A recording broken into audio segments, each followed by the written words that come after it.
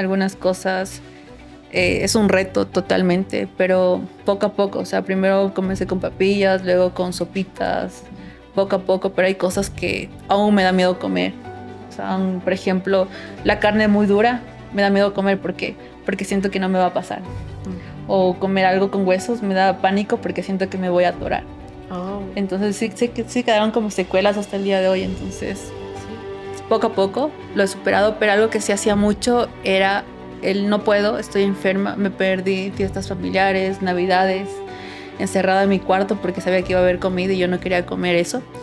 Yo sí tuve depresión a un grado que literalmente en algunas ocasiones sí traté como de quitarme la vida. O sea, tomaba full pastillas. Un día me acuerdo que me encerré en mi cuarto y dije, la gente se sigue burlando de mi cuerpo aún cuando bajé de peso. Y me mandé full pastillas para morirme.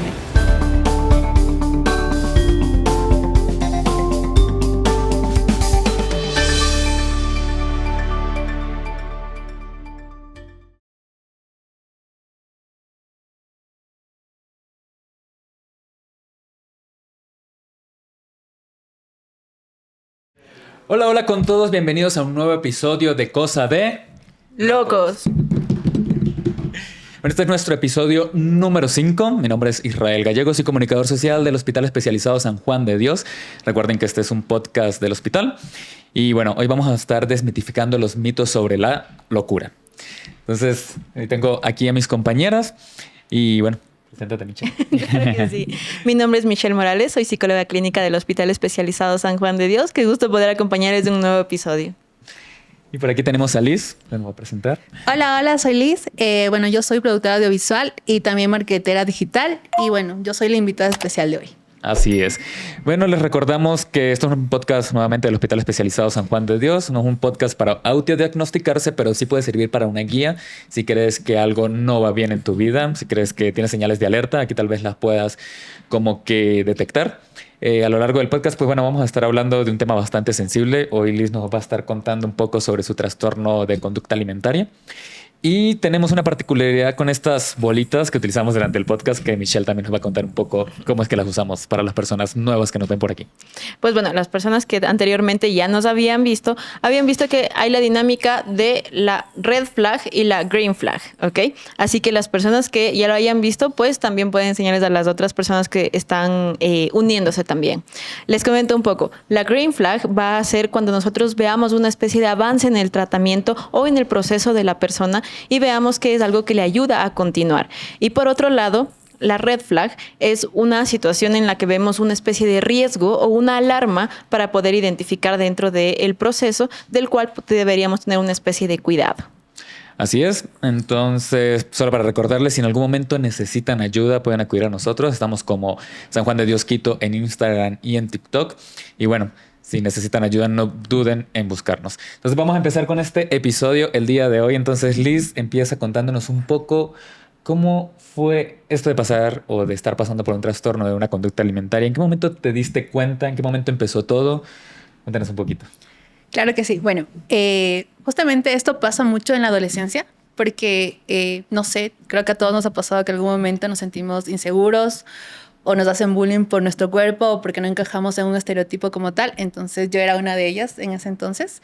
Y bueno, todo empezó cuando la gente me empezaba como a bullear por mi peso. O sea, me decía cosas denigrativas donde siento que las personas no deberían pasar. Siento que las personas deben aprender a entender que hay diversidad de cuerpos físicos y que a veces el estar gordito o el estar flaquito no depende de la parte de salud mental. Simplemente así eres.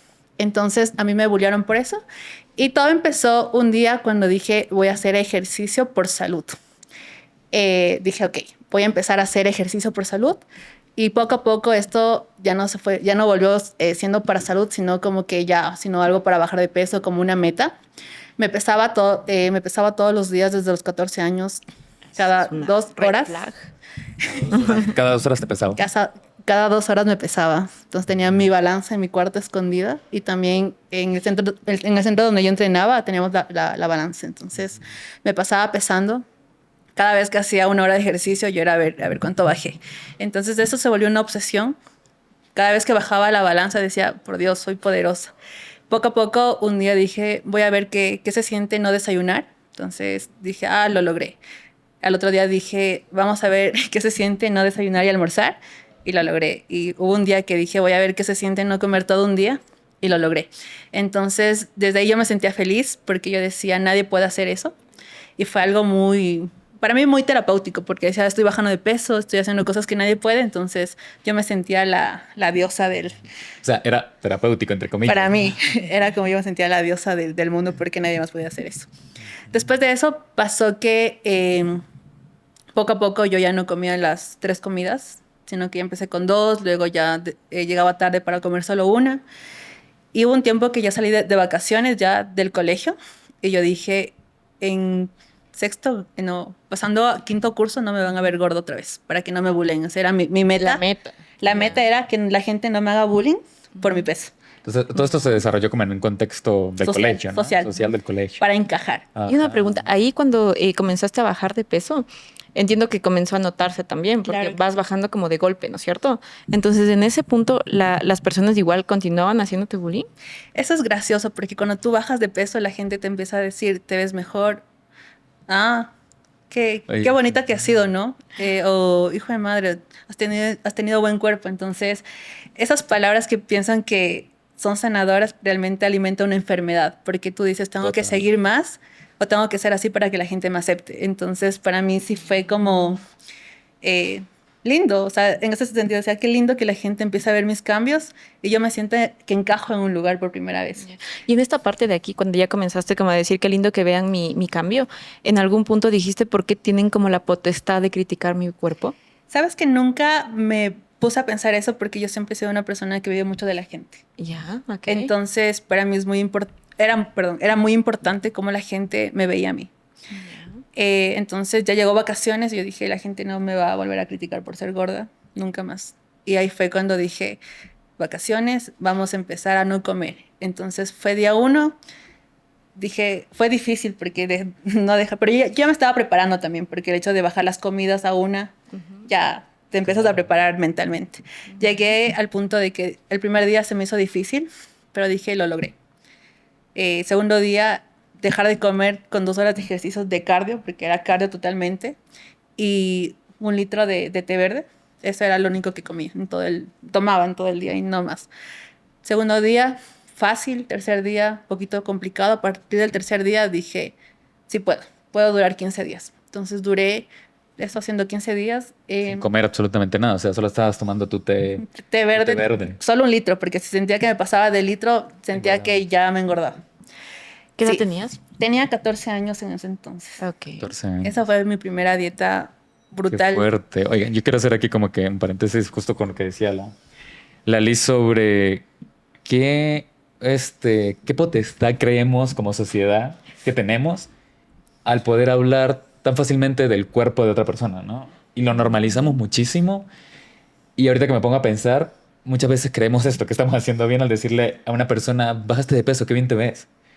Entonces, primero no sabemos si la persona bajó de peso porque quiso o porque le está pasando algo y que realmente no es que haya querido bajar de peso, pero nos sentimos con ese poder de decirle a la gente, oye, bajaste de peso, qué bien te ves, de decirle que si está gordo, que si está flaco, que si está así, que si está asado. Gente, paremos con esto. O sea, definitivamente yo creo que en la vida uno no tiene que estar hablando del cuerpo de nadie, a menos que sea algo que puedas cambiar en ese momento inmediato, creo yo. Es algo que yo he empezado a implementar en mi vida. Por ejemplo, si yo te veo que tienes el labial corrido para acá, pues te digo, oye, es algo que vas a cambiar en ese momento, ¿no? Tal cual. Pero no te voy a decir estás gordo porque no es algo que vas a cambiar de un momento para otro. No es algo que te va a sumar en ese momento. Claro. Entonces, hay que tener mucho cuidado con esto, ¿no? Porque al final es cosa que vamos alimentando en una persona. O sea, yo creo que el hecho de como sociedad, la gente lo primero que dice es, oye, en vez de decirte hola, ¿cómo estás? Es, oye, qué flaco que estás, oye, te has engordado. Siento que la primera impresión, lo que la gente ve después de tanto tiempo es tu físico y nunca te van a preguntar como primera pregunta, hola, ¿cómo estás? ¿Trabajas? ¿Qué es de ti? Entonces siento que es muy normalizada esa parte también de decir más de tu físico, de cómo tú estás en realidad como persona. Claro, y ahí sí quiero hacer como una acotación, dato curioso.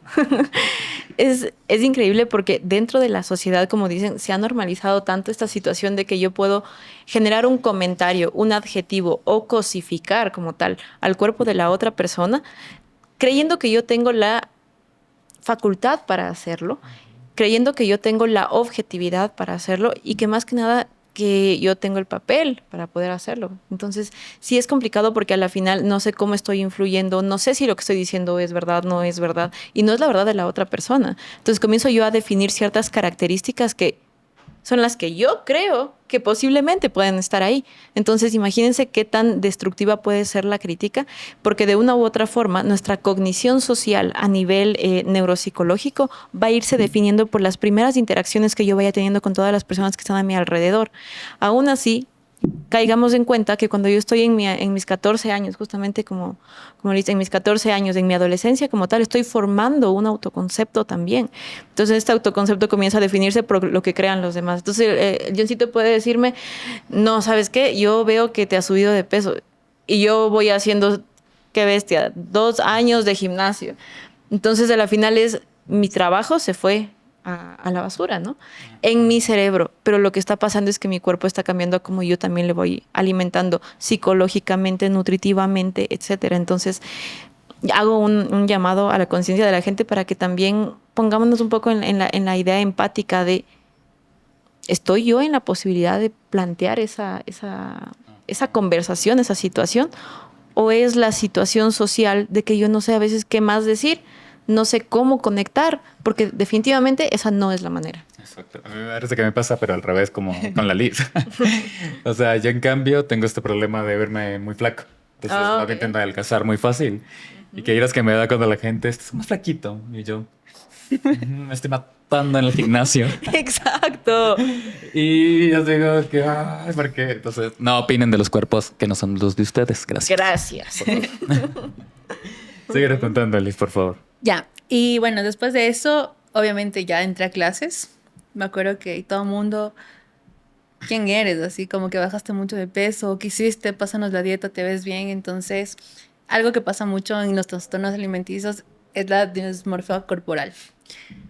Tú podías decirme que estaba flaca, pero yo me veía de la misma manera que siempre me vi en el espejo. Entonces, digamos que la gente podría halagarme, pero yo no me veía así en el espejo. O sea, yo me seguía viendo como siempre ha sido la Liz, gordita, así.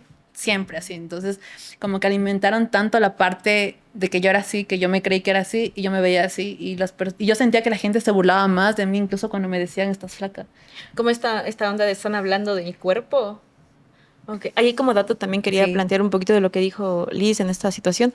La dismorfia corporal es uno de los criterios para diagnosticar trastornos de conducta alimentaria como la anorexia, como la bulimia también, porque de una u otra forma lo que va a pasar es que en mi conciencia, mi percepción comienza a generar una alteración en la que de una u otra forma mi cuerpo, ¿ok?, no comienza a verse como tal, como es, sino que de una u otra forma comienza a verse o muy delgado o muy ancho, por así decirlo, pero de una u otra forma no ve lo que realmente está ahí, sino que, y a pesar de cualquier comentario, la percepción es la que manda dentro del TCA. Sí, y justamente eso es lo que me pasaba. Entonces, por más que la gente me decía, te ves así, y yo notaba en la ropa, ¿no? Porque ya la ropa que yo era talla como 12, ahorita soy como talla 6, entonces bajé como 3 tallas. Hijo de madre. Y la gente me decía, yo era como que yo llegaba a mi casa y lloraba y decía, ¿qué onda? La gente se sigue burlando de mí aún cuando yo hice esto. Entonces yo nunca me sentí halagada con un comentario. Más bien la gente como que te empezaba a preguntar qué hiciste para bajar de peso y yo sabía que no era algo no sano. Entonces yo decía, es algo que no voy a contribuir a la sociedad como yo lo hice. Y de hecho a veces me preguntan y yo de... es mi secreto. Exacto. Es algo íntimo. Que sabía, claro. Era algo que tal vez no era normal, ¿no? Claro, porque... Entonces... Y lo noté tanto porque obviamente después de esos 15 días yo fui a parar al doctor porque tenía como en la parte del hígado y del riñón ya el doctor me dijo a mí que ya no, que ya, o sea, como estoy viva así, eso ya está destruido. Pasaste 15 días sin comer, ¿no? Claro, entonces la parte hepática, la parte de deshidratación ya estaba mal. Entonces el psicólogo sí me dijo como que tú tienes ya detectado algo muy alto porque no es normal que una persona deje de comer 15 días y hacer ejercicio. Me dijo, yo no sé ni cómo lograste vivir. Me acuerdo que una vez, el punto que llegué fue que sí, un día como que me ahogué y sentí que el corazón se me bajaban las pulsaciones y creo que fue el tope que yo dije, tengo que hacer algo para solucionar. Fui a terapia como por un mes, pero hay que saber elegir a los terapeutas. ¿Por qué? Porque obviamente yo no llegué al punto de verme esquelética y eso es algo que la gente piensa que una persona anoréxica o bulímica o con cualquier trastorno alimenticio tiene que estar en los huesos y por poco más hospitalizado y no. Una persona que tiene un trastorno puede estar con sobrepeso, puede estar con un peso normal, simplemente es un trastorno. Entonces la gente sataniza mucho eso y la gente piensa que una persona obesa no tiene un anorexia o bulimia y sí tienen. Entonces la gente sataniza mucho el cómo se ve una persona anoréxica o una persona bulímica. Porque muchas veces, perdón que te corté, porque muchas veces también pasa esto de los atrancones y quería preguntarte si tenías, que muchas veces la persona pues sí, estuvo, no sé, 3 días así sin comer casi que absolutamente nada, pero de repente viene ese sentimiento de querer comer y me como todo lo que encuentro.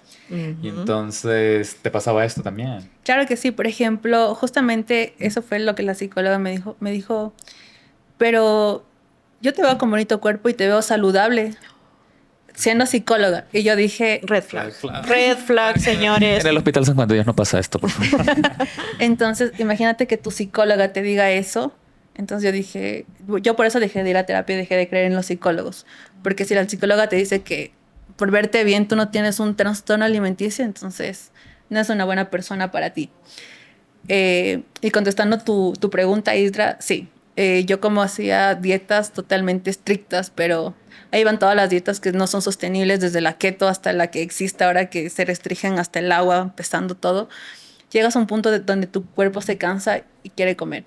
Y yo sí, o sea, de lunes a viernes súper juiciosa, como todos, creo que todos lo hacemos. Y los fines de semana lo paulatamos como, ok, va a ser mi cheat meal o va a ser mi día de dieta libre. Me pasa.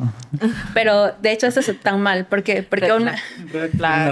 una hamburguesa va a tener las mismas calorías el lunes que un domingo. Entonces la gente sataniza mucho, voy a comer los fines de semana porque ya acabé la dieta. Y no, entonces yo llegaba los fines de semana y sin mentirte, Isra, yo sí me comía mis 10 panes y de lo que dejaba de consumir azúcar me ponía en el jugo mucho azúcar y así por 2 días seguidos. Entonces eran los atrancones, yo pasaba empachada, pero al punto de vomitar, de estar empachada, porque sabía que el lunes volvía a mi dieta a restringirme. Entonces algo que yo aprendí mucho es que no hay un día específico para comerte la hamburguesa que te gusta o lo que te gusta, o sea, no hay. Y el hecho de que ni el domingo es el día específico para romper la dieta, tú puedes un domingo seguir con tu dieta y no pasa nada. Entonces, exacto. No estoy diciendo mal. No, y sabes que la gente sataniza mucho esa parte de los cheat meal o los fines de semana es donde se rompe la dieta, cuando las calorías son lo mismo todos los días. Entonces, pero no sirve. No sirve. Okay. Es una educación que nos dijeron como que día libre, ¿no? Como en el trabajo. Recreo. Exacto. Pero no debería ser así. Deberías, el día que tú quieras comerte tu hamburguesa, comerte y ya está. Así ya no tienes atrancones de todo el día estar comiendo y comiendo lo que no pudiste toda la semana. Toda la semana. Claro que se puede. Ajá, es como generar esa relación saludable con la comida, ¿no? Sí. Tampoco va a estar comiéndome una hamburguesa todos los días, pero... Exacto. Pero sí puedo tener estos momentos en que cuando me provoque, pues puedo hacerlo, ¿no? Sí. Y aquí quiero ingresar como un tema súper importante, esto de las dietas. Porque también, o sea, a ver, en redes sociales, y quiero ser súper clara con esto, en redes sociales nos venden un estereotipo, pero increíble. Mujeres con cuerpos fit actualmente, recordemos que los estereotipos de los cuerpos van de era en era, de año en año, y que anteriormente las personas que tenían un sobrepeso eran muy atractivas. Ahora las personas que tienen esta idealización de fit son aquellas que son mucho más saludables. Entonces sí es una situación de cambiar de estereotipos y de tiempos, etcétera. Pero sí quiero ir al punto de que el mismo marketing nos vende esta situación, ¿no? De... haces la dieta keto, que creo que es como súper conocida, ¿no? La dieta keto, haces la dieta de ¿qué bestia? Creo que se inventan un montón de nombres también. La de la piña. Okay. La mediterránea. Exacto. Entonces, y a la final creo que llega a un público muy, muy específico también. Porque, por ejemplo, yo también abro mi red social y veo un montón de dietas, un montón de personas que están súper fit, muchas personas que a la final llegan a estas idealizaciones muy fuertes. Y lo venden de una manera de 3 meses, 2 meses, 1 mes. Y creo que es una situación de relacionarse con la comida de una manera a nivel de estilo de vida, ¿okay? De una manera tan saludable psicológicamente como físicamente. Porque si es que no, una hamburguesa como el mismo vaso de agua se vuelve un calvario. Sí. No entender. Entonces, red flag para todas esas cosas. Para todas las dietas de internet. Entonces, Igual también, por si acaso, también, que me parece súper importante, en el hospital trabajamos mucho con nutrición para poder gestionar un poco esta situación, porque sabemos que la ansiedad que conlleva todos estos episodios no solamente implica la parte psicológica, sino que también tengamos una nutrición saludable. Y ahí viene la psiconutrición también, que es un aspecto que puede ayudar bastante a muchas personas. Lo trabajamos a nivel integrativo, pero sí es mucho de qué tanta conciencia yo vaya generando. Por ejemplo, Liz, nos comentabas que hasta cierto punto no tenías como mayor conciencia de que eso estaba mal, sino que tu mente te decía, eres una crack por hacer eso. Sí, y de hecho era como una meta, cuando tú tienes metas en la vida, entonces yo lo veía eso como una meta. Y yo cuando logré, dije, lo logré y nadie puede hacerlo y nadie lo hará. Y es algo tan satisfactorio como persona, pero luego te das cuenta que no es de eso, sino que el tener anorexia, tener bulimia te hace sentir eso, te hace sentir que tú tienes que hacer cosas para no ser como los demás. Y de hecho, algo muy importante que tú dijiste de las dietas, ¿por qué crees que te venden dietas a corto plazo? Porque son dietas no sostenibles. Y de hecho, la mayoría de personas que sacan fotos fit son personas que se dedican como al fisicoculturismo o competencia, que están en su punto más rayado y le toman fotos. Pero ellos, hasta los mismos físicos culturistas saben que en una semana ellos vuelven a tener un cuerpo normal. ¿Y por qué topo este tema también? Porque después de que yo ya pasé este proceso, entonces yo dije, voy a hacer ejercicio normal, comer saludable. Se me metió el bichito de querer competir como fitness. Y eso incrementó la parte de un trastorno alimenticio porque yo no sabía pesar comida y tampoco sabía contar calorías. Y comenzaste a contar todo. Sí, porque al tú querer competir tienes una dieta tan estricta que te mandan a pesar comida y no puedes pasarte de los gramos y tienes que tomar específicamente los litros de agua. Y bien eso de las proteínas también. Todo se pesaba. Entonces, claro, yo entré en ese mundo porque me gustaba, ya me empezó a gustar mucho el deporte ya por mí, pero dije, voy a ver qué pasa si compito. Entonces, ahí empezó el calvario de contar calorías, del pesar comida, del estar ahorita pendiente de las etiquetas, de qué nomás tiene. Ahí fue full obsesivo. Full obsesivo. Tuve la conducta obsesiva ya. Ahí, Liz, quería preguntarte una cosa también. Entran, porque muchas personas que han venido a la consulta me han dicho como que me entran pensamientos sumamente intrusivos. Intrusivos de, ¿y si pesé mal? Y si es que yo mismo no está, la balanza no está equilibrada, no me está diciendo la verdad. Y, o sea, pensamientos que al final que son como destructivos también, ¿no es cierto? Pero que se van a la catastrofización súper fuerte. Sí, con decirte que, por ejemplo, si yo tenía que pesar 3 veces la misma comida para saber que no me pasé ni un gramo. Y si me pasaba un gramo, yo pasaba de mal humor, ansiosa, pasaba con depresión, me ponía a llorar y me sentía que fallé. Por un gramo que quizá era un arrocito más, pero sabía que era una caloría más. Entonces empecé por 3 años como ya querer competir, entonces prepararme y pasé 3 años como contando calorías, pesando comida, registrando la comida. Y eso fue un daño que yo digo a las personas que compiten en este deporte deben tener alguien psicológico que les ayude a no decaer, porque si tú tienes un trastorno alimenticio de raíz, esto hace que el trastorno vaya a un punto más. Y ahí va la parte obsesiva. Entonces sí me empecé a obsesionar con todo. Liz, y en este punto tú estabas, bueno, ya entrabas en este mundo del deporte, en esta situación de, cognitivamente estabas como súper centrada en tu meta, ¿no es cierto? Y en la parte emocional, ¿qué pasaba? Porque me dices un poquito la depresión, entiendo. Sí, al momento que tú no encajas tanto en la sociedad y al verte tú tan... porque tú te das cuenta que vives de la gente, al darte cuenta que yo, por ejemplo, me sentía burlada, que a pesar de que bajé de peso, me seguía sintiendo burlada. Yo sí tuve depresión a un grado que literalmente en algunas ocasiones sí traté como de quitarme la vida. O sea, tomaba full pastillas. Un día me acuerdo que me encerré en mi cuarto y dije, la gente se sigue burlando de mi cuerpo aún cuando bajé de peso. Y me mandé full pastillas para morirme. Pero no me morí, cacho. Aquí estoy. No, porque aquí estamos. Sí. Qué bueno que aquí estamos. Entonces, sí. Y luego de esa parte de depresión, desde ahí es algo con lo que lucho a un día, que cuando me pasa algo, de lo que sea, así sea algo tonto, yo lo culpo mucho a mi cuerpo. Es como que si tú fueras así, quizá no te pasara eso.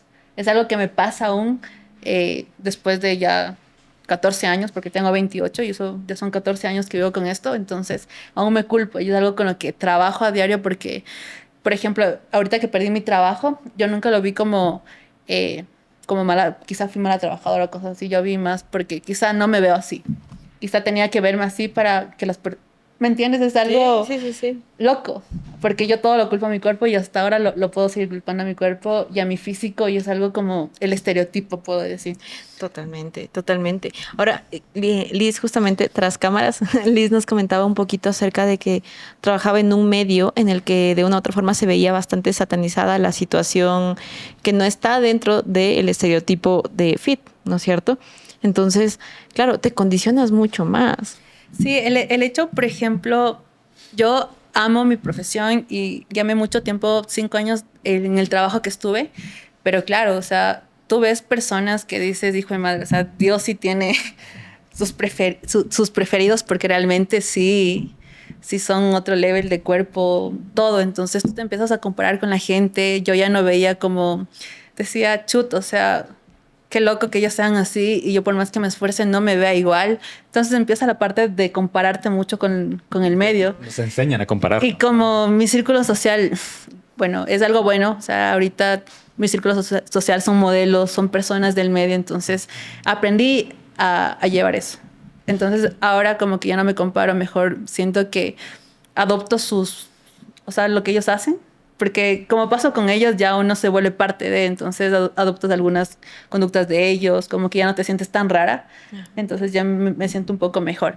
Pero algo también que quería comentarte es que, bueno, después de que yo ya viví la depresión, algo que me afectó mucho en el cerebro fue que yo me olvidé de cómo se comía. No sé si tiene algo que ver con la parte psicológica, pero estaba, o sea, ya al punto degenerativo de depresión que a mí me tuvieron que volver a las papillas, porque yo ya no sabía cómo tragar la comida. O sea, tenía tanta ansiedad, tanta depresión, Red que, flag. que me olvidé hasta de cómo se traga la comida. O sea, yo lloraba si sentía que algo me pasaba por la garganta. Lloraba al ver comida, lloraba. Podía estar un plato y 5 horas en el mismo plato y no podía. Entonces, Sí, esa es una red flag. Justamente, qué bueno que topas ese tema, Liz, porque vamos a ver un poquito, dentro de los trastornos de conducta alimentaria, lo que va a suceder es que vamos a identificar varios tipos también. Los principales son como la anorexia, la bulimia, etcétera, pero también hay muchos trastornos a nivel de regurgitación, cosas similares, todo lo que implica el aparato digestivo como tal. Entonces, ¿qué es lo que comienza a suceder? En el tipo de anorexia, por ejemplo, restrictiva, yo comienzo a pesar las cosas, comienzo a restringirme de comida, cosas similares, pero en el tipo purgativo, yo comienzo a hacer un montón de ejercicio, más de ejercicio del que mi energía puede generar. Y consecuentemente comienzo a dejar de lado toda la comida. Entonces sí, estas ideas de los 15 días, los 20 días sin comer se ven como metas. Y lo que pasa es que el cuerpo, al no trabajar constantemente con la misma deglución, con la misma idea del aparato digestivo, lo que va a hacer es desaprender varias cosas, porque psicológicamente yo también le estoy condicionando a que si sigues comiendo, si sigues haciendo tu actividad normal también, lo que sucede es que tu meta no está siendo cumplida. Entonces el cuerpo es adaptativo, el cuerpo es increíble porque a los 15 días aún estabas viva, imagínate. sí. Entonces, alrededor de eso, el cuerpo quiere sobrevivir como sea. Y si para sobrevivir no tengo que ingestar como siempre, sino que tengo que buscarme nuevas formas y cosas similares y tengo que vivir con el mínimo de energía, pues lo voy a hacer mientras pueda. Pero después van a lanzar un montón de señales que sí me parecen súper importantes porque, claro, lo que dijiste, la falla hepática, la situación del riñón, dolores de cabeza, desmayos, la anemia, mareos, exactamente. Y la situación de que no te cansas con todo, te fatigas terriblemente porque tu cuerpo no tiene energía. Sí, y como te digo, eso es algo que yo no sabía hasta que ahorita contestas mi pregunta. Volver a las papillas como niña chiquita porque, o sea, yo no sabía que el cuerpo Se adaptaba. se adaptaba y yo no podía tragar. O sea, llegaba al punto de que yo lloraba porque sentía que la comida no me pasaba. Y el psicólogo y el doctor le dijeron, tienes que volver a las papillas y volverte como una bebé, a volver a implementar la deglución, degustación, algo así se llama, para que tu cuerpo vuelva otra vez a saber cómo se come. Entonces, imagínate al punto degenerativo que yo llegué, al punto de que no sabía ni cómo volver a comer. ¿Y tu cuerpo cómo se sintió dentro de este proceso de vuelvo a...? En realidad, mentalmente no fue muy fácil porque me cuesta mucho aún algunas comidas, algunas cosas. Es un reto totalmente, pero poco a poco. O sea, primero comencé con papillas, luego con sopitas, poco a poco, pero hay cosas que aún me da miedo comer. O sea, por ejemplo, la carne muy dura me da miedo comer. ¿Por qué? Porque siento que no me va a pasar. O comer algo con huesos me da pánico porque siento que me voy a atorar. Oh. Entonces sí quedaron como secuelas hasta el día de hoy. Entonces, Sí, y también lo que comentabas de esta parte en la que cuando genero los actos purgativos a nivel de provocar el vómito o cosas similares, lo que va a pasar es que el canal por el que comienza a salir también el vómito, por así decirlo, pues va a estar alterado, porque obviamente estoy sacando líquidos que van a alterar y lesionar el canal de la garganta.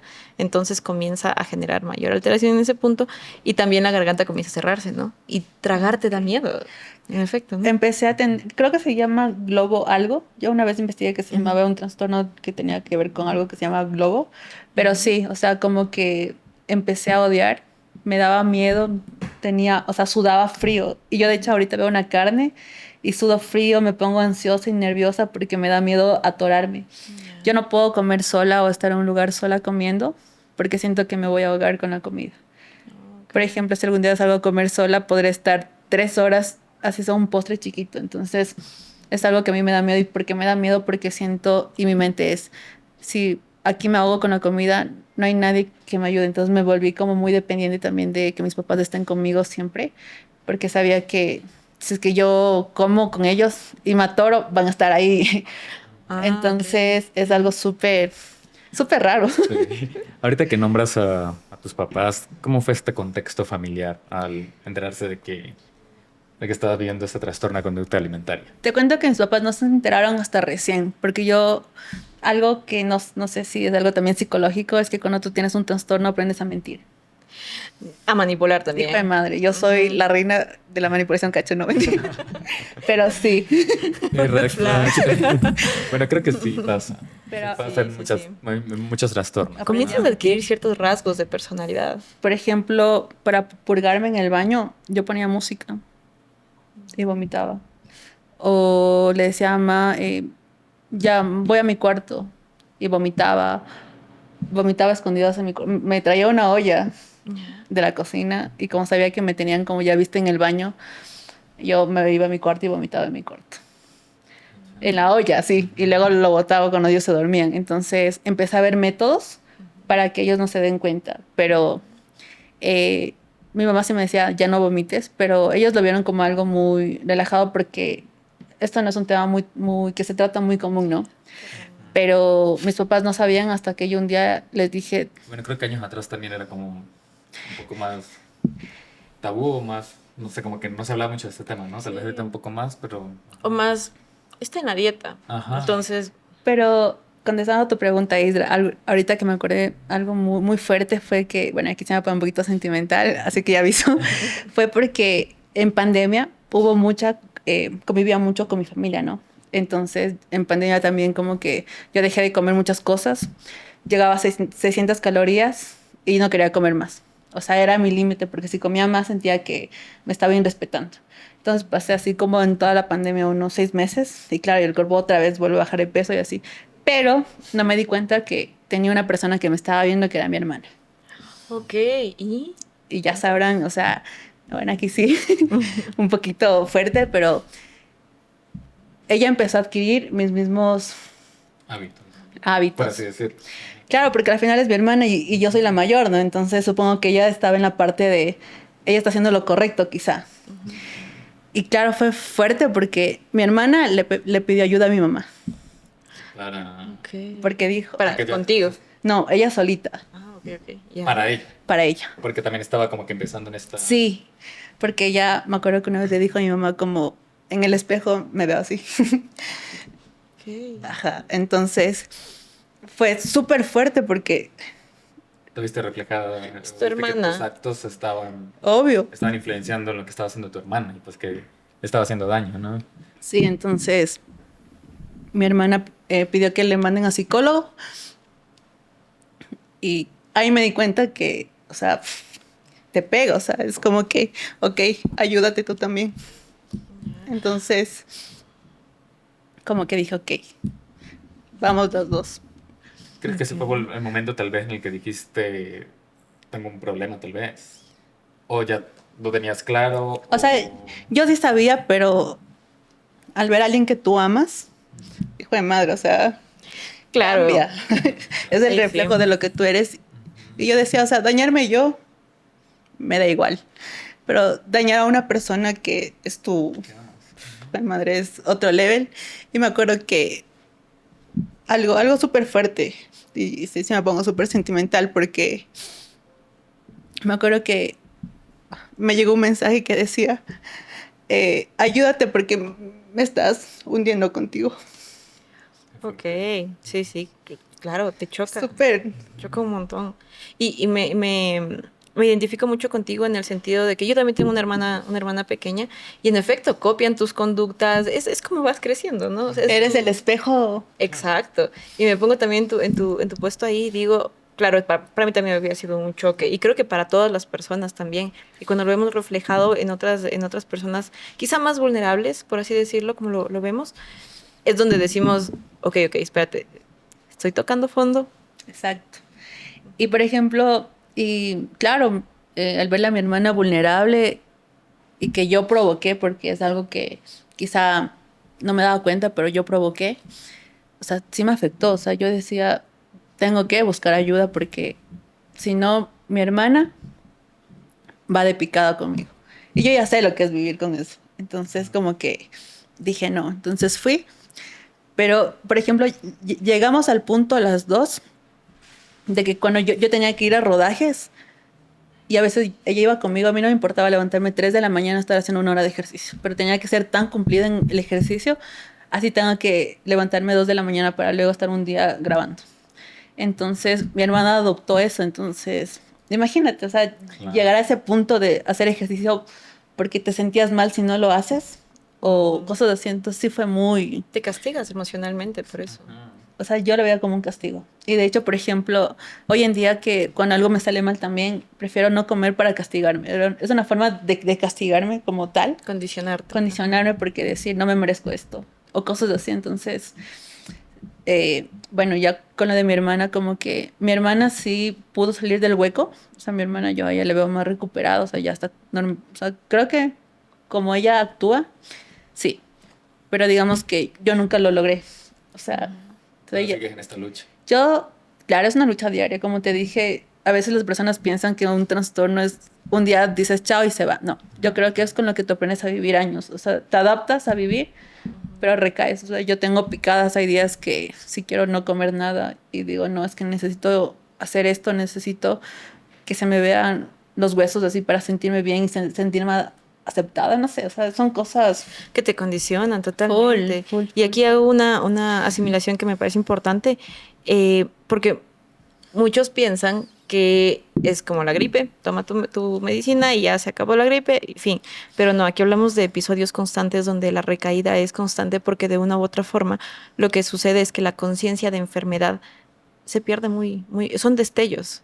Son destellos donde yo puedo identificar que estoy mal. Por ejemplo, lo de tu hermana creo que te chocó tanto que te digo, bueno, ya genera una conciencia de enfermedad, me va a entender. Pero después comienzas a seguir y a seguir y a seguir y el problema comienza a minimizarse y a decir, no es tanto un problema y vuelvo al mismo patrón. Entonces, no es hasta que la gente tiene una especie de conciencia de enfermedad bastante consolidada que comienza a tomar un control, un manejo completo de la situación. Entonces, sí me parece complejo porque uno dice, es algo que tú haces porque quieres. No, no es eso. Mi mente se condicionó de una manera en la que se me salió de las manos a veces, ¿no? Entonces, sí creo que es de empatía y es de respetar mucho el proceso de todo el mundo. El de tu hermana, entiendo, fue de una manera, el tuyo está haciendo de otro. Sí, Entonces, y algo importante que los trastornos alimenticios también dan es la parte de depresión. Yo, después de pasar esa parte de no poder comer, pasé en cama 3 meses, medicada, no podía dormir, taquicardias. Pasé 3 meses buscando todas las maneras y soluciones para quitarme la vida también. Entonces, digamos que no fue un proceso fácil para mí. O sea, pasé 3 meses donde llegaba la noche y para mí era lo peor del mundo. Claro. Yo, por 3 meses, mi mamá venía a dormir conmigo, mi papá, mi hermano, se turnaban para cuidarme. O sea, imagínate, llegas al punto de que te turnan para cuidarte porque tú no puedes dormir, porque tú sientes que tienes taquicardia. O sea, yo vivía con taquicardia Sientes 24/7. que te vas a morir. Sí, sientes que te vas a morir y es una sensación horrible. Bueno, no sé si, bueno, yo sí voy a topar este tema porque para mí es muy importante. Yo sí creo en Dios, por ejemplo, y para mí esa fe que tengo en algo me hizo como salir de ese hueco, porque te juro que cuando yo ya estaba a punto de hacer el acto para matarme, algo siempre me detenía y yo decía, ayúdame, como que si tengo que estar viva, o sea, ayúdame, ¿no? Entonces como que me mantuve mucho en esa fe de creer en Dios y como que sí siento que es lo que te decía Isra. O sea, yo crecí en un lugar cristiano y todo, pero nunca sentí esa parte de que tú dices realmente existe hasta que, o sea, hubo algo que yo dije, sí existe algo más allá. Como tu despertar espiritual. Exacto. Ok. Y por eso cuando a veces me dicen, ¿tú crees en Dios? Digo, sí, yo creo en Dios, pero por lo que yo viví y por lo que yo sentí, no porque tú me digas existe o no existe. Sí, creo que esto pasa mucho en esta parte psicológica, tanto si tú ves como a un ser supremo, que sea Dios, lo que sea, o en lo que consigas fuerza, tal vez como para decir, puedo seguir adelante, creo en esto, y me ayuda como que a superarme. Entonces, justo hablando de nosotros en el Hospital Especializado San Juan de Dios, pues tenemos lo que es la terapia espiritual que nos ayuda como que a conseguir esto. Y a mí me parece súper interesante este tipo porque, como les digo, no simplemente tiene que ser espiritualidad a raíz de la religión, sino a raíz de muchas cosas, ¿no? Que me pueden ayudar a conseguirle sentido a la vida. El ser superior, exactamente. Y creo que es algo súper importante porque es de lo que te puedas tomar para continuar. Entonces, si un ser superior te va a decir, oye, esta es tu fuerza, pues yo voy a trabajar en mi ser superior y en mí, porque de otra forma ya vi que yo también puedo generar altos y bajos. Entonces, sí me parece súper importante plantear esta situación de que la anorexia, la bulimia, todos los trastornos que vienen con conducta alimentaria vienen con la comorbilidad, justamente. Comorbilidad es decir, coexistencia de situaciones ansiosas, de situaciones obsesivas, de situaciones depresivas, porque el ánimo es de las cosas que más se ve afectado. Recordemos muchas veces que las emociones son lo que nos empuja muchas veces a generar interpretaciones o están empujadas por interpretaciones que nos hacen generar conductas que muchas veces no son las que quisiésemos, pero son las que el cuerpo puede realizar con ese condicionamiento. Entonces, sí quiero desmitificar esta idea de lo haces porque quieres, porque no es porque quieres, es porque mi mente se condicionó de esa manera. Entonces... Sí, y algo importante también es que, por ejemplo, ahí fue cuando, o sea, la parte psicológica te ayuda, pero tú eres el 90% que se ayuda. Porque literalmente ahí fue cuando a mí me dijeron, tú ya estás en un grado súper degenerativo de tu trastorno alimenticio, de tu ansiedad y depresión. O sea, como te dije, yo tenía un punto rojo, o sea, ya, mal. O sea, ya, señorita, vaya al psiquiatra y se queda ahí. Pero recuerdo que el doctor me dijo, tú confía en ti y tienes la opción de poner tú de parte o irte a internar a un lugar psiquiátrico. Pero tú elige.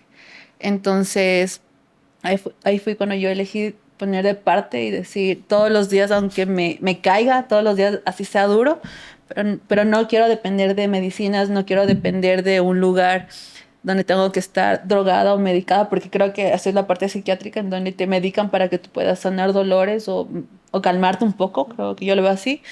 Entonces yo puse de parte y dije, tengo que ser fuerte, y nunca fui al psiquiatra como tal, pero ya estaba al punto de pasar al psiquiatra porque estaba muy degenerativa ya. O sea, ya llegué al punto de que ya no, igual en la parte de cuando tomaba laxantes, ya la parte purgativa, a veces el cuerpo mismo ya empieza a rechazar la comida. O sea, tú ya ni siquiera necesitas como purgarte o meterte laxantes. O sea, El cuerpo ya se condicionó.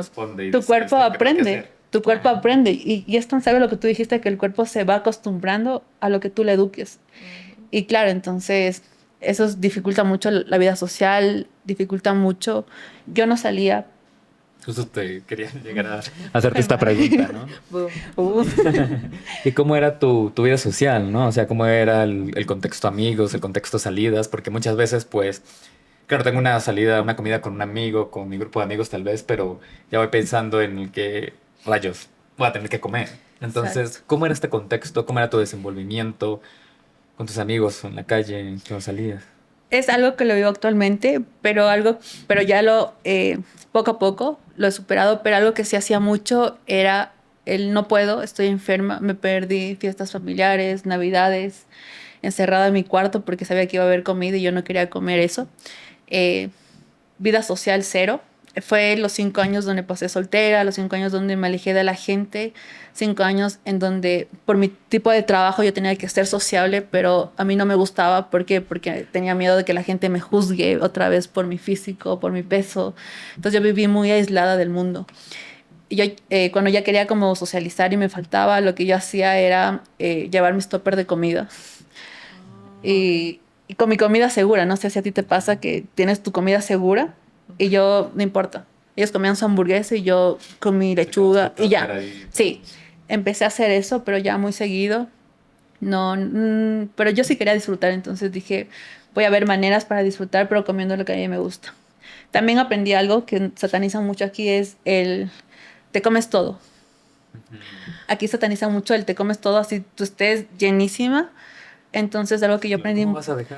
Eso es de tanta cultura ecuatoriana. En realidad, Sí, te acabas todo, sino 2 platos. Cosas similares. sí, Sí, sí, sí. Y te hace tener miedo a la comida. Entonces, desde ahí. Aparte que no es que tampoco haya un contexto súper saludable Ajá. tampoco de la comida. O sea, Sí, sí, nos sí. comemos un montón de carbohidratos y el plato a full, entonces aparte tienes que comer todo. Entonces, claro, sí es un shock grande, ¿no? Totalmente. Y desde ese momento, ahora soy la persona que si algo no le gusta comer, pues dice no, gracias. O sea, ya aprendí a decir no, gracias. O si ya estoy llena, dejo la comida ahí. Antes no podía hacer eso. Antes me daba vergüenza. Decía no, toda la comida porque es obligación, porque desde chiquito te obligan a comer.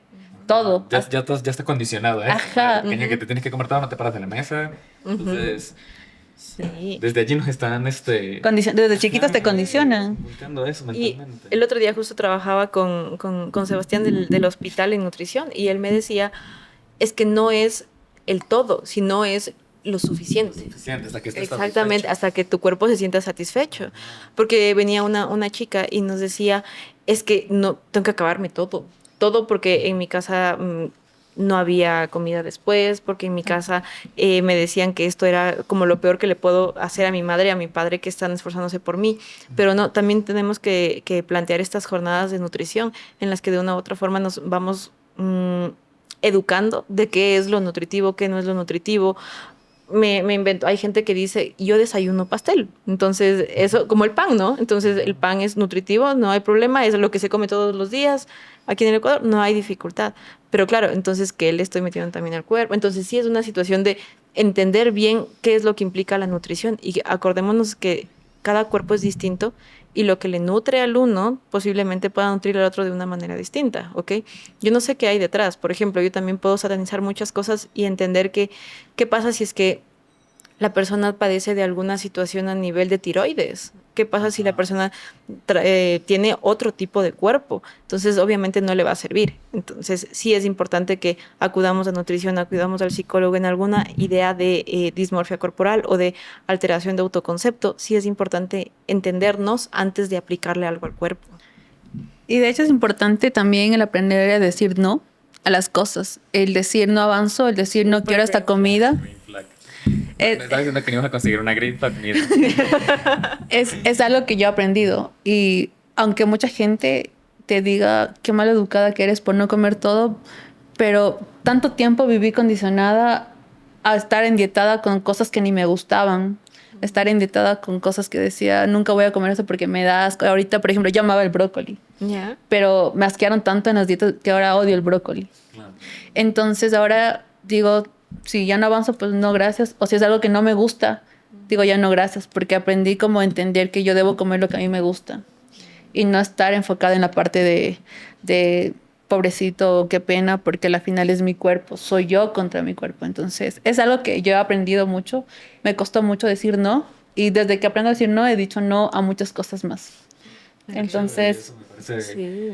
súper interesante, súper bien porque en la vida tenemos que aprender a decir no. Nos enseñaron también que decir no estaba tan mal en Total. muchas circunstancias. Sí, Que sí. creo que es Importante. súper bueno esto de aprender a decir no. Tengo mi verdecito. Tienes Green flag para flag. Liz. Aquí también quiero hacer como hincapié en una parte. Como muchas veces la gente no está de acuerdo con lo que yo hago, ¿ok? Y no me entienden y no comparten mis metas, entonces yo me junto con personas que sí, ¿ok? Entonces alrededor de eso hubo una investigación hace unos años alrededor de esta parte y se identificaron muchos grupos, ¿no? A nivel redes sociales, a nivel contactos internacionales, cosas similares donde se veía y se identificaba que habían como redes que decían, uy, yo te di este consejo, uy, no, yo te di este consejo para qué sé yo, bajar de peso, tal, tal, tal. Entonces, más allá de eso, se hicieron grupos tan específicos que enseñaban justamente a que tenías que mentir, a que manipular y cosas similares. No es importante el nombre de estos grupos, pero sí me parece necesario plantear que siempre que yo esté con una persona que está dentro de mi misma obsesión, no voy a encontrar directamente la salida. Entonces, de quien me rodee es importantísimo. Porque acompaña más bien el trastorno, ¿no? O sea, más bien me acompaña Claro. ideas, cómo te está yendo con esto. Ajá, entonces, ¿en algún momento estuviste inmiscuida en algo así? De hecho, yo tuve una prima que ella estaba en España y me enteré que tenía anorexia. Entonces un día vino a casa ya después de vacaciones y me acuerdo que yo le entendía también que una vez comimos mucho y yo le dije, tengo leche de magnesio para que te purgues, así tan normal. Entonces como que yo ya, y yo le decía, y ella como que también entendía mi mundo y lo veíamos tan normal. Por ejemplo, con mi hermana también lo veíamos muy normal como comer muy saludable así. Así, entonces como que empiezas a ver que es muy normal, pero cuando tú te das cuenta en la sociedad no es tan normal ser muy así, ¿me entiendes? Entonces, sí siento que hay cosas que la sociedad tiene que aprender. Primero, el no mencionar tu cuerpo. El segundo, como entender cuando una persona no quiere comer.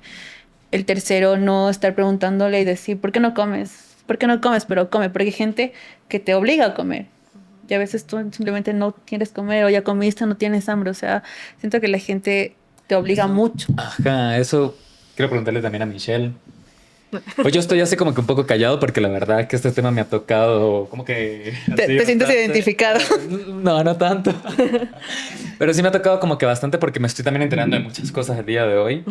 Entonces, como que, ¿cuál sería el camino correcto de apoyo para una persona que esté pasando por un trastorno de conducta alimentaria? Porque, claro, ahorita que dice Liz esto, tal vez uno crea que lo más recomendable es llevarle a comer. Vamos, come. Y estar allí como que vas a comer, a ver, cómete el plato. Entonces, Dios mío, sí es cierto. Es horrible. Sí es cierto, mucha gente lo piensa. Ya te estoy viendo. te estoy viendo. Ajá, exactamente. Y te persigo, no te voy a hacer al baño, pero no sé qué sería lo recomendable aquí en estos casos. Es súper importante. Primero tener, no solamente la persona que está sufriendo esta situación tiene que tener un acompañamiento psicológico, sino también la familia, ¿ok?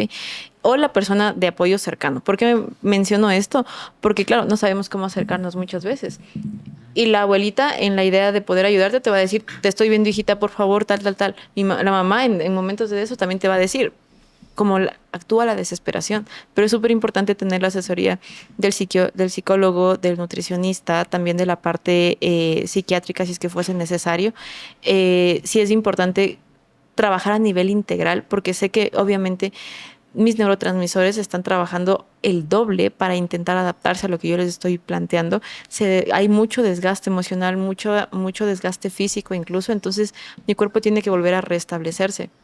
Entonces, en el San Juan de Dios lo que hacemos básicamente es trabajarlo psiquiatra, psicólogo, nutricionista y en otros casos también otras redes de apoyo, en terapia familiar incluso y terapias de deglución también. Entonces, sí es importante valorar e identificar en qué punto está la persona porque hay personas que también llegan a situación de estar en huesos, ¿ok? O de no tener idea de que tienen un trastorno. Entonces sí es importante entender hasta dónde va mi cuerpo y si yo le comienzo a sobreexigir, ¿por qué no me va a dar una respuesta? Entonces es un trabajo integral totalmente. Y sí les invito a las personas que pudiesen estar viendo y escuchando el podcast a decirles que hay soluciones, que hay maneras, que no siempre llega al hospital gente que está totalmente consciente, pero puede alcanzar esa conciencia de enfermedad una vez que va trabajando tanto en la parte mental como física. Entonces, seamos un poco empáticos también con las otras personas y trabajemos para que estas situaciones no se sigan dando, porque entendemos que los estereotipos y las situaciones físicas que yo vaya comentando de las otras personas va a influir un montón. Y seamos claros, nadie puede opinar de mi cuerpo, ¿ok? Incluso yo tengo que hacerlo de la manera más respeto, ¿ok? Entonces, sí es importante plantear que cuando ya no puedo más yo, cuando se me sale de las manos, hay gente que pudiese ayudarme, hay profesionales que pudiesen estar al lado mío, familiares, amigos, etcétera. Mi red de apoyo está también para mí, ¿ok?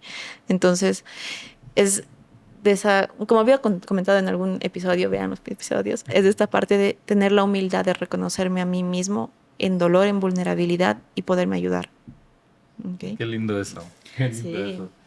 Sí, y algo también que a mí sí me ayuda mucho es que la gente me tenga paciencia. Porque mis papás sí me tuvieron paciencia para que yo vuelva poco a poco a comer. Entonces, no es que, pasa mucho, por ejemplo, mis amigos o personas cercanas que se enteran o saben de esto, es como que come, porque tú no comes y bla, bla, bla. Pero, o sea, yo me siento vulnerable. En vez de ayudarme, me siento traumada. No ayuda que te digan como come, sino como que te tengan la paciencia y digas, tú sí puedes, o come hasta donde tú sientas que puedas, pero no te digan que comas todo el plato porque, o sea, no ayuda. Mejor te enferma porque te obligan. Okay. Sí. Escúchenlo aquí como una recomendación directa de alguien que vive con este trastorno de conducta alimentaria. Como para ir haciendo una conclusión del episodio de hoy, bueno, estuvimos con Liz.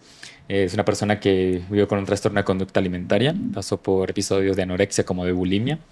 También por episodios de trancones. También se aprendió a cómo comer. Su cuerpo llegó a un punto en el que, como nos contaba Michelle, ya llega a un punto en el que ya el cuerpo se acostumbra, ¿no? Entonces, como estaba acostumbrado a que no tragaba, pues llegó a ese punto en el que ya era súper difícil tener que tragar, su garganta se cerró, su estómago se cerró. También tuvo estos problemas de lesiones en la parte del esófago. Del esófago. Hernias. Una hernia en la boca del estómago. Sí, de 8 centímetros. Esto pues desencadenó también otros problemas de salud mental como depresión y ansiedad en Liz.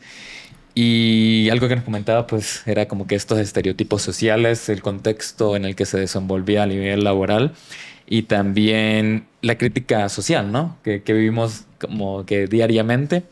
Nos puede arrastrar como que al final a vivir este episodio. Creo que nadie está libre tal vez de pasar por algo así. Nadie está exento. Como dato, justo ahorita apropiándome del dicho de Michelle. Como dato, es importante saber que aquí en Quito 1 de cada 4 personas sufre un trastorno de salud mental a lo largo de su vida. Y saben que es lo más alarmante también, que más del 75% de personas no tienen una atención especializada en ningún momento. Entonces, es como que un llamado a la acción, a la atención de la gente. Ya como para ir cerrando, Liz, ¿cómo te sientes en este momento de tal vez haberte abierto de esta manera? De contar tu historia, tal vez sientes que pueda ser algo que le sirva a otra persona, lo ves como por ese lado, te gustaría como que esto fuese un testimonio de que, verdad, una persona diga como que puedo estar pasando por algo similar. ¿Cómo te sientes ahorita ya casi finalizando este episodio? En realidad me siento muy plena porque es algo que la gente sataniza mucho, es algo que la gente debe aprender a hablar. Hay muchas personas que viven con trastornos alimenticios y no lo saben. Piensan que es normal dejar de comer, saltarse comidas, vivir endietado.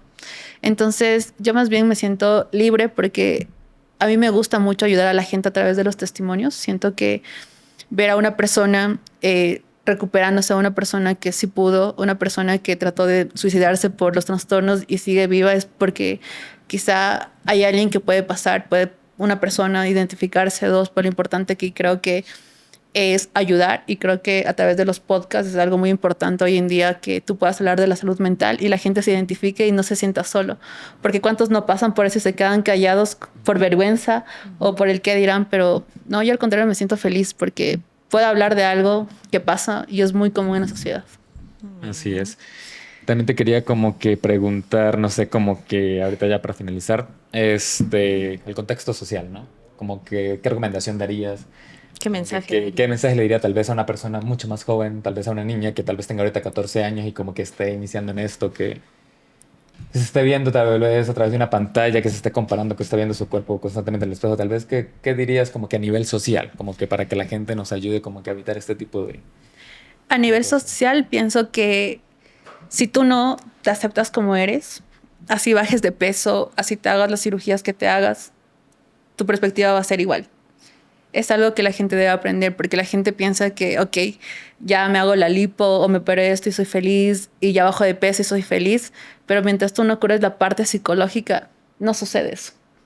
No sucede. Entonces yo más bien pienso que hoy en día la gente ya normaliza más cuerpos, la gente ves que hay más moda para más cuerpos, la gente dice así soy y siento que es bueno, pero también las redes satanizan mucho el resto de cosas. Entonces más bien yo invito a las personas que se aprendan a aceptar como son. A la final tu cuerpo es lo único que te sostiene hasta el día que te mueres, y si tú no cuidas eso, nadie lo va a hacer por ti. Entonces, y algo muy importante también, la parte psicológica. Tú tienes que estar bien mentalmente para que todo funcione, o si no, no va a funcionar nada. Yo creo que ahorita estamos abriendo caminos, creo que se están abriendo caminos en cuanto a esto de ir aceptando más cuerpos, de ir normalizando, pero creo que también está el otro extremo muy marcado hoy en día también, de que de ley tienes que ser fitness, de ley tienes que ser de esta manera y esta comparación constante, ¿no?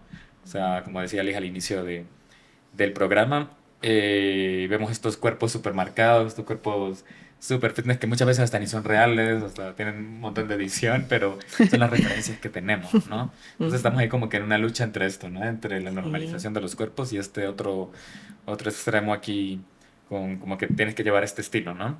Y de hecho es una conciencia también a los profesores.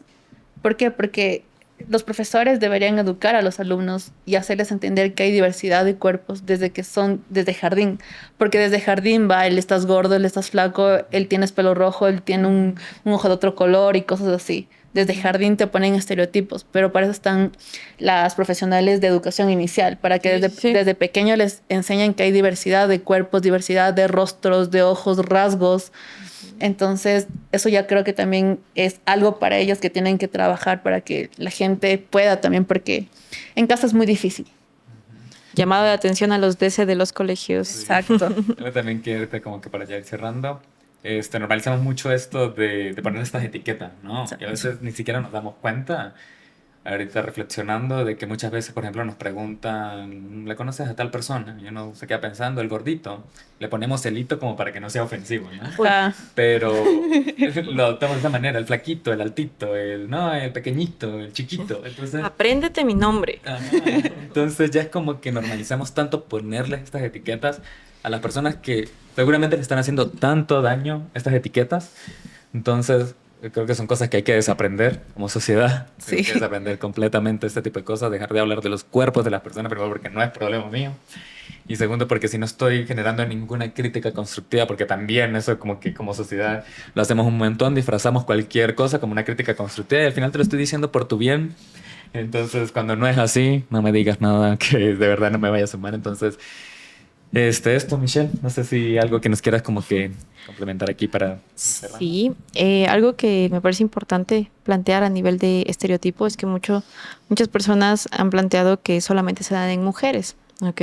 Sin embargo, el trastorno de conducta alimentaria también se da en hombres. La prevalencia sí es más alta en mujeres, pero de una u otra forma, cada uno tiene que ir entendiendo los criterios para poder entender por qué sí cumple y por qué no cumple con un trastorno de conducta alimentaria. Y eso lo pueden hacer con un profesional, aparte de también una introspección y entender que yo no estoy bien conmigo mismo. Entonces, si es que no han llegado a la situación de trastornos de conducta alimentaria y a situaciones de autoconcepto, autoestima, también es importante poder psicoeducarnos un poco de la situación y poder entender que cada vez que yo tengo algún síntoma, alguna situación, no es un retroceso y nada por el estilo, ¿ok? No es como que recaí, dejé todo, no es eso, para nada. ¿Qué es lo que sucede? Cuando yo estoy en séptimo de básica y perdí un año, pues repito séptimo de básica, no repito todo el colegio como tal, porque ya tengo algo aprendido. Entonces mi cuerpo es también muy parecido, se adapta, pero no acaba de perder porque de una u otra forma entiende y absorbe muchas cosas. Entonces, entender esta parte de que tengo que pedir ayuda y de que cómo puedo lidiar conmigo mismo y con mi familia alrededor de esto es algo que podríamos ayudar bastante en hospitales como el San Juan, o también ir encontrando pautas en mí que me hagan entender también cómo va a funcionar esta situación. Es un poco educarnos, entender y respetar. Como siempre digo, esta parte de la empatía me parece sumamente importante. Mi voz puede alterar la percepción de la otra persona, ¿ok? Y ningún comentario pasivo-agresivo va a ser constructivo. Exacto. Qué buena frase. Un comentario pasivo-agresivo va a ser constructivo. Liz, ¿algo que nos quieras decir ya para finalizar este podcast, este episodio? O sea que la parte psicológica sí ayuda y busquen un buen psicólogo, alguien que no les diga que estás loca por no verte en los huesos. Pienso que hay que saber buscar los terapeutas para cualquier trastorno, para cualquiera, porque un buen acompañamiento sirve y un mal acompañamiento te puede hundir más. Entonces, eso, Isra. Chévere. Bueno, le agradecemos mucho a Liz por contarnos su testimonio el día de hoy en este episodio número 5 de Cosa de Locos. Yo soy Israel Gallego, comunicador del Hospital Especializado San Juan de Dios. Recuerden que si necesitan ayuda pueden contactarnos. Aquí están nuestras redes sociales en este canal de YouTube. Se pueden contactar con nosotros en cualquier momento. Estamos en Quito, Ecuador, pero también tenemos telemedicina a nivel nacional. Si están en cualquier otra provincia y necesitan ayuda, nos pueden, como les digo otra vez, contactar. Recuerden que esto no es un podcast para autodiagnosticarse, pero sí es una guía tal vez para que puedas encontrar señales de alerta si estás pasando por un proceso de salud mental en tu vida. Como ya les digo, me despido. Mi nombre es Israel Gallego. El día de hoy nos acompañó Liz. También nos acompañó Michelle Morales, que es psicóloga clínica del Hospital Especializado San Juan de Dios. Si quieren despedirse, chicas, les doy la palabra. Nos vemos en el siguiente episodio y qué gusto, Liz, qué gusto poderte tener acá. Gracias, Michelle. Gracias, Idra. Igual, y nada, agradecida por este espacio y por alzar la voz. A ti, muchas gracias por acompañarnos el día de hoy. Bueno, con esto nos despedimos. Síganos en nuestras redes sociales. Estamos como San Juan de Dios Quito. Y este fue este episodio de Cosa de Locos. Nos vemos al próximo capítulo. Chao, chao.